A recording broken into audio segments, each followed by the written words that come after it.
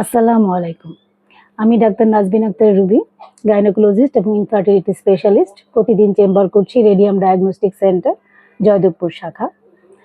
আজ আমি খুব প্রয়োজনীয় একটা বিষয় নিয়ে কথা বলবো, সেটা হচ্ছে সিজারের পর বা যে কোনো অপারেশনের পর কিভাবে থাকলে আপনার অপারেশনের ঘা তাড়াতাড়ি শুকাবে, আপনি তাড়াতাড়ি ফিট হবেন, সেই জিনিসগুলো নিয়ে আজকে একটু আলোচনা করব। প্রথম যে জিনিস, সেই জিনিসটা হচ্ছে পজিশন, মানে কিভাবে আপনি থাকবেন। অনেকে সিজারের পর দেখা যায় নড়াচড়া করতে অনেক দেরি করে, বা শরীরের পেটের জায়গাটা সে নড়াচড়া করতে চায় না। আমাদের প্রথম কথা হচ্ছে 6 ঘন্টা পর আপনি নড়াচড়া করবেন। নিজে প্রস্রাব পায়খানা এবং বাচ্চার যে স্বাভাবিক কাজকর্মগুলো, সেগুলো আপনি নিজে করবেন। তাহলে বডির এই মুভমেন্টটা আপনার সেলাইয়ের জায়গার মধ্যে রক্ত সঞ্চালন বাড়িয়ে দেয়, বাড়িয়ে আপনার সেলাই শুকাতে সাহায্য করে। দ্বিতীয় হচ্ছে, অপারেশনের পরপরই আপনি কোনো জার্নি, দূরের কোনো জার্নি সেটা করবেন না, কারণ আপনার অজ্ঞান করার যে মেডিসিনগুলো আছে সেগুলোর ইফেক্ট অনেক দিন পর্যন্ত থাকে, এটার কোনো সাইড ইফেক্ট হতে পারে। তৃতীয় যেটা, পেইন কিলার। পেইন কিলার সম্পর্কে অনেকেই অনেক ধারণা আছে যে ব্যথার ওষুধ বেশি খাওয়া যাবে না, বা ব্যথা অনেক রোগ আছে, যেমন যার অ্যাজমার সমস্যা আছে, যার কিডনির সমস্যা আছে, এদের ক্ষেত্রে আমরা ব্যথার ওষুধের কিছু পার্থক্য আছে। সব ধরনের ব্যথার ওষুধ তাদেরকে দেওয়া যায় না।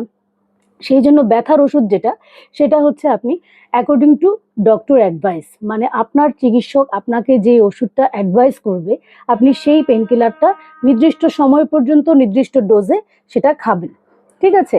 এরপর যেটা, নিচ থেকে কোনো জিনিস আপনি উপরে তুলবেন না, কারণ এতে একদম ভাঁজ হয় পেটের মধ্যে। এই ভাঁজটা সেলাইয়ের জায়গার জন্য ভালো না। ইভেন বাচ্চাকে কোলে নেওয়ার ক্ষেত্রেও আগে খাটে বসে তারপর বাচ্চাকে কোলে নেবেন। এই লিফটিং জিনিসটা একটা নির্দিষ্ট সময় পর্যন্ত অ্যালাউ না। এরপরের যে পয়েন্ট, সেটা হচ্ছে পায়খানা কষা করা যাবে না। পায়খানা কষা হলে এই চাপটা ডাইরেক্ট আপনার সেলাই, ইন্টারনাল সেলাই, ভেতরের যে সেলাই, তার মধ্যে গিয়ে চাপ লাগে, যার জন্য পেশেন্টের ক্রনিক পেইন, মানে অনেক দিন ধরে একটা ভোঁতা ব্যথা, এই ব্যথাটা লেগেই থাকে। এই কাজটা করা যাবে না। এরপর যে জিনিস, সেটা হচ্ছে অ্যান্টিবায়োটিক।